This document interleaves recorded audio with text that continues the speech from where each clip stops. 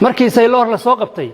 dawladda federaalku amar waxay ku bixisay galmudug inaysan nagu wareejin oo Puntland lagu wareejin bay dawladda federaalku amar ku bixisay lacag bay ku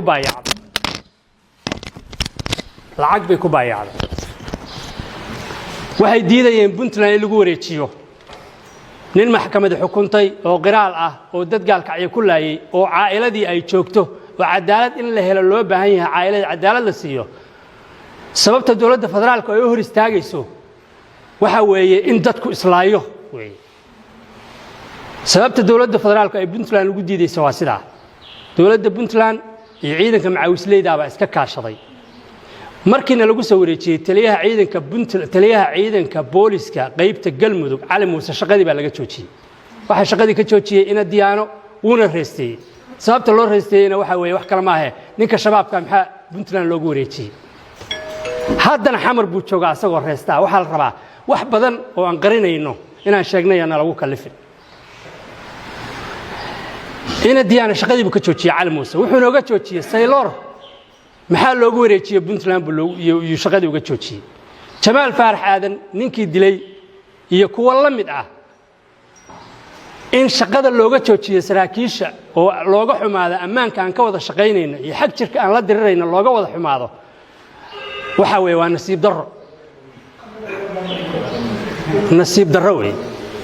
aad u xun maalintii shaqada laga joojiyay ciidamadaas uu madaxda ka yahay in diyaano wixii ka dambeeyay gaalkacyo qofna laguma dilin madaxna lama jabin waligoodna hal qof ay soo qabteen oo dadka madaxa jabiyay ba lama bahayaba kuwii la soo qabtayna waa daba socdaan taa macnaheedu maxay tahay waa wax kale weey waa safar bay u baahan tahay dadku inay safirtaan baa loo baahan yahay sababtay u diidayaan shabaabka in la soo qabto oo dadkii soo qabtay meeshii la dalacsiin lahaa talaabo laga qaaday ayaga shaqadii laga joojinay macnaheedu maxay tahay waa isweydiin bay leedahay waxa kale isweydiin le Puntland dagaal baa ka socda dagaalkii Daesh baa ka socda reer Puntland oo dhan baa isgarabsaday ciidamadooda isgarabsaday shacab iyo dawlad baa isku garabsanay dagaal baa socda ciidamadan maxay uga qayb qaadan laayeen calmiskaad u aadi laayeen maxaa gabdhaha iyo caruurta agoonta ah oo caruurta yaryarka ah oo aabayaashood calmiskaad ku dhinteen ama calmadow ku dhinteen maxaa loogu soo wareegayaa dhishiikayaasha iyo qoryaha loogu soo wareegayaa ninkii dagaal raba oo dalkan wuxuu taraya oo raba inuu difaaco oo hub haysta oo nin raga ah calmiskaada aado shacab iyo ciidamada qalabka sida oo kala duwan oo dhan halkaas aanu ka dareeraynaa iyo dawlad waxa la rabaa inta aan ognahay xisaab ma lahan ma rabna halkaan inaan ka sheegno dadka reer Puntland in loo soo gabado ma aha waxa Soomaalidu waxay ku mahmaadaan saddex nin midna lama saaxiibo hadal nin faqr ka yaqaana hadal ka yaqaana hawlna hunguri ka yaqaana halkaas maxaan mariyaa ka yaqaana talana fidna ka yaqaana saddexda midna lama saaxiibo oo dalkan iyo dadkan